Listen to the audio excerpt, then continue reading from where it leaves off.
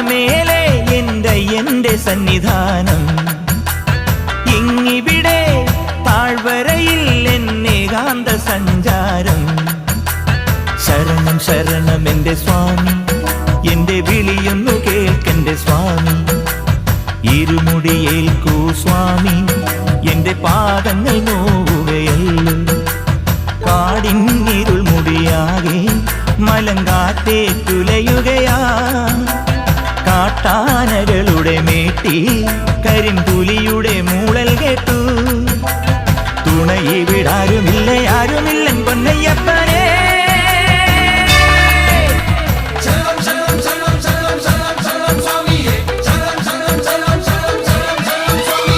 അങ്ങകലെ മലമേലെ എന്റെ സന്നിധാനം,